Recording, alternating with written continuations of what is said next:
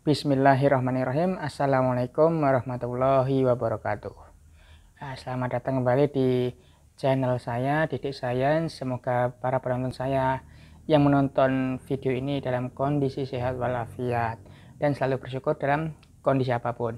Dalam video kali ini saya akan berbicara sedikit tentang metode simplex untuk kasus yang maksimum. Mungkin dalam video sebelumnya sudah pernah saya bahas. Nah, di video kali ini akan saya tambahkan sedikit soal, cuma satu sih sebenarnya. Semoga dengan contoh tambahan ini akan mempermudah kalian untuk memahami. Oke, mungkin kita langsung saja mulai untuk pembahasannya. Kita mulai.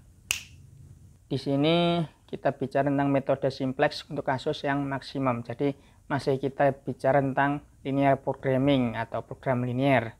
Tapi sekarang untuk metodenya metode simplex. Kalau beberapa waktu yang lalu ada yang namanya metode grafik. Nah, itu hanya untuk dua variabel, tapi di sini kita bisa lebih dari dua variabel. Bedanya itu. Nah, untuk metodenya sendiri, contohnya mungkin mirip dengan metode grafik ya. Sudah saya bicarakan bahwa tadi kalau metode grafik itu dua variabel, kalau simplex itu bisa lebih dari dua variabel ini. Untuk kendalanya, z-nya pun juga sama, bisa x1, x2, x3. Nah, oke. Contohnya seperti itu ya. Masih ingat z-nya apa? Kita sebut apa? Z-nya adalah fungsi objektif atau fungsi tujuan, sedangkan yang ini x1, x2, x3 yang kurang dari sama dengan itu adalah fungsi kendala. Oke, nah kita ingatkan kembali di video sebelumnya walaupun sudah ada. Pertama yang kita lakukan adalah mengubah ke bentuk dasar atau bentuk baku. Nah, semua kendala berupa persamaan dengan ruas kanannya itu non negatif. Jadi yang sebelah kanan tadi itu kita ubah ke semuanya menjadi persamaan yang pertidaksamaan yang bilangannya itu tidak negatif. Nah, kemudian semua variabel itu non negatif, jadi maksudnya di sini istilahnya penyelesaiannya. Nah, kemudian untuk fungsi tujuan ya pasti kita punya maksimum atau minimum. Cuma dalam video kali ini akan saya bahas yang maksimum dahulu. Nah, untuk kasus maksimum biasanya ini ya, tandanya adalah kurang dari sama dengan. Itu mesti akan kita ubah menjadi suatu persamaan. Artinya suatu persamaan ya diubah menjadi ini. Tandanya menjadi sama dengan. Caranya dengan ditambah variabel slack s. Ini bukan bacanya slack ya. Slack, nama variabelnya slack, simbolnya s di ruas kiri. Nah, biasanya di ruas kanan sama dengan ini biasanya, walaupun kadang pun tidak, nggak masalah. Kemudian kendala dengan tanda lebih besar sama dengan ini biasanya untuk kasus yang minimum. Nah, ini variabelnya kita sebut surplus, dikurangin kalau di sana. Kemudian jika ketemu kendala yang bentuknya itu yang ruas kanannya adalah -1. Kalau -1 berarti kan itu tadi ya, semua variabel non negatif, atau ini ya, ruas kanan itu non negatif. Kalau ketemunya negatif, ya berarti harus kita kalikan dengan -1 dahulu supaya ruas kanannya itu positif. Nah, contoh yang tadi, hal yang pertama kita lakukan adalah ini. Semua kendala berupa persamaan dengan ruas kanan itu non negatif. Oke, nah ini non negatif semua ya kendalanya. Sudah ini 9, ini 15, sudah memenuhi yang ini, syarat yang pertama. Kemudian kendala dengan tanda kurang dari sama dengan diubah menjadi sama dengan. Nah, ini tandanya seperti ini. Nah, berarti akan ditambah dengan variabel slack. Simbolnya S di ruas kiri. Ini salah ini ya. Maaf, ini bikinnya agak ngantuk, jadi seperti ini ya.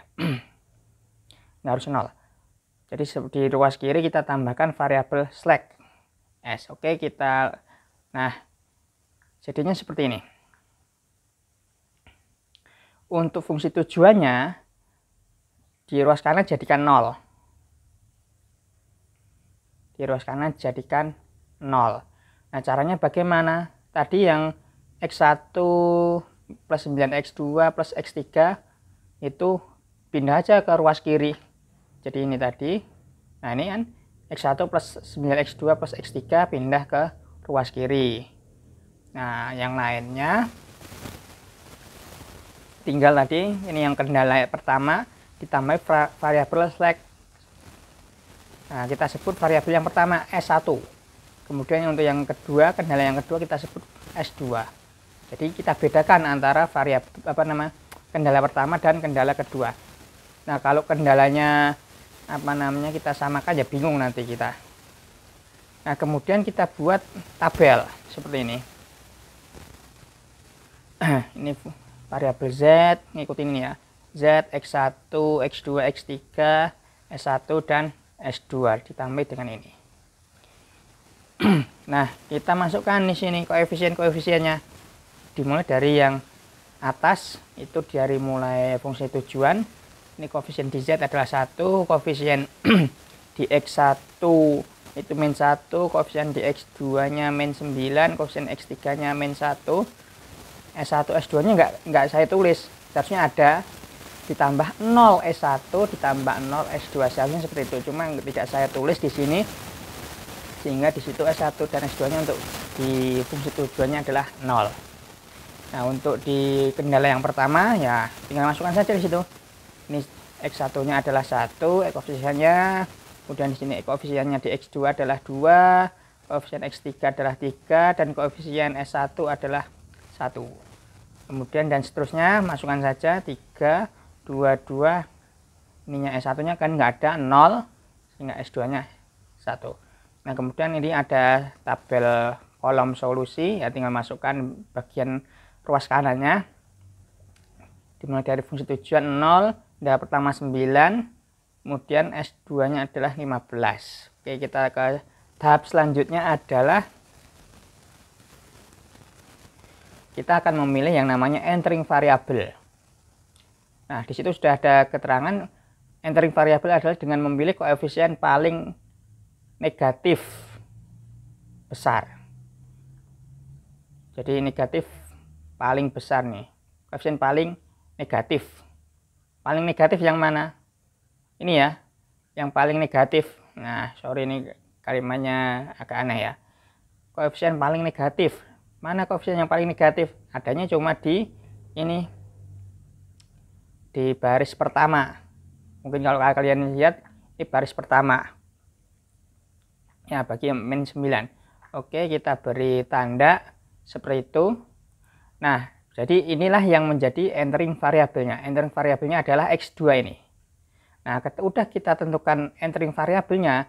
Nah, kemudian pilih yang mempunyai rasio terkecil. Apa itu rasio? Rasio adalah perbandingan antara solusi ini dengan ya bagian kolom ini sebagai entering variabel. Jadi sini 9 kita bagi dengan 2. Ya. Ketemu 4,5. Kemudian yang ini 15 kita bagi dengan 2, ketemu 7,5. Kita masukkan ke tabel nih, kolom rasio. Nah untuk lebih mempermudah bagian atas, seharusnya di baris pertama kita sebutannya baris ke 0, kemudian baris setelahnya kita sebut baris 1 dan seterusnya ya, untuk mempermudah bahwa yang baris 0 itu adalah kita sebut sebagai fungsi tujuan. Oke, kita masukkan rasio ini tadi. Jadi sini ada 4,5, 7,5, rasionya ya dari ini ya. Udah ketemu. Entering variabel kita buat rasionya dari 9 bagi 2, 15 bagi 2. Nah, kita tandai rasio terkecilnya yang mana? 4,5, dan kemudian ada ini tadi entering variabelnya adalah X2. Kita lanjutkan. Nah, kemudian setelah itu kolom entering variabel dengan rasio terkecil, mana itu kolom entering variabel ini dengan rasio terkecil segitu. Nah yang itu, ini koefisien ini, kolom komponen ini kita ubah menjadi 1, kemudian yang lainnya itu menjadi 0. Jadi ini 1, ini 0, di sini 0. Caranya seperti apa? Nah untuk yang ini menjadi 1 ya, mau tidak mau caranya adalah Makanya di sini baris satu aksen kita sebut baris yang baru itu adalah baris lama ini baris satu kita kalikan dengan setengah. Jadi di sini menjadi 1, ya kan? Nah, kemudian baris 0 yang baru, baris 0 aksen sebutannya saya di situ, baris 0 ditambah dengan baris 1 aksen dikalikan 9. Kenapa kok kalikan 9 dan kemudian di sini ditambah? Ya, ini patokannya ini bagian X2-nya ya. Ini min 9. Nah, supaya di sini jadi 0, kan di sini tadi koefisiennya udah 1 yang baru. Nah, makanya di sini kalikan 9 yang baru. Nah, kemudian ditambah karena di sini minus. Kemudian yang sini juga dijadikan 0. Nah, di sini ada 2 nih. Di sini tadi udah 1 nih. Di sini 1. Berarti supaya jadi 0 di sini baris 2 yang lama itu kita kurangkan dengan baris 1 yang dikalikan dengan 2. Nah, kemudian setelah itu entering variabel di sini dimasukkan sebagai solusi. Oke, kita buat tabel yang baru seperti ini jadinya. Nah, tidak hanya cuma itu saja ya. Jadi di sini operasinya baris. Tadi di sini baris 1 aksen berarti baris lama ini kita kalikan setengah semua termasuk sampai solusinya. Ya, ini 0 kali setengah 0, 1 kali setengah jadi setengah, 2 kali setengah jadi 1, 3 kali setengah 3/2, 1 kali setengah setengah, 0 kali setengah 0, nah 9 kali setengah 9/2. Nah, kemudian sini nih, entering variabel dimasukkan menjadi solusi. Karena entering variabelnya di baris ke 0, baris ke 1, ya kita masukkan di sini. Jadi di sini S1 diubah menjadi X1. Nah, lalu tadi baris 0 aksen, caranya ini tadi kan. Baris 0 yang lama ini ditambah dengan baris 1 yang dikalikan 9. Ini otomatis jadi 0. Kemudian ini min 1 ditambah dengan 9 dikalikan ini ya setengah. Min 1 ditambah 9/2 ya jadi 7/2 dan seterusnya di situ. Ini min 1 ditambah dengan ini kali 9 jadi 27/2 ya jadi 25/2 dan seterusnya. Ini 0 ditambah 9/2 ya kan dikalikan setengah, 9 kali setengah jadi 9/2 dan seterusnya termasuk sampai Z. Jadi Z di sini diperoleh dari 0 ditambah dengan ini X1 yang kita kalikan dengan 9. Kan 81 81/2 jadinya. 0 ditambah 81/2 ya udah jadi itu 81/2. Begitu juga untuk yang ini baris ke-2 yang baru. Baris 2 yang lama dikurangi dengan baris 1 yang dikalikan dengan 2. Ya, coba analisa sendiri ya, bagaimana kok bisa di sini jadi 0. Mungkin saya bantu sedikit di sini karena baris 2 ya, di sini 0 dikalikan dengan ini ya, dikurangi dengan baris 1 yang dikalikan 2. 0 baris 1 yang baru ini ya, 0 kali 2 ya 0. Kurangi ya tambah 0. Kemudian yang di sini ini ada 3, ini saya kalikan 2 jadi 1, 3 kurangi 1 hasilnya 2. Nah, dan seterusnya. Coba hitung sendiri. Cek ya. Nah, lalu setelah itu, nah ini tadi hasil hitungannya. Nah, ternyata dari hasil yang itu sudah tidak ada yang negatif di sini. X1-nya sudah nggak ada yang negatif, X2-nya nggak ada yang negatif, X3-nya tidak ada yang negatif, terutama yang di fungsi tujuannya ya. S1-nya tidak ada yang negatif. Nah, sehingga karena sudah tidak ada yang negatif di sini, nah inilah kan yang menjadi solusinya. Nah, ini artinya apa? Supaya minimum tadi, ternyata kita peroleh bahwa X1-nya adalah 9/2 dan solusi yang minimum di sini adalah 81/2. Sedangkan ada S2. Nah, kita istilahnya di sini S2 adalah kelebihan ya. Kelebihan apa? Kurang ya tadi. ya variabel slack-nya. Ya, disitulah ada solusi seperti ini. Oke, habis.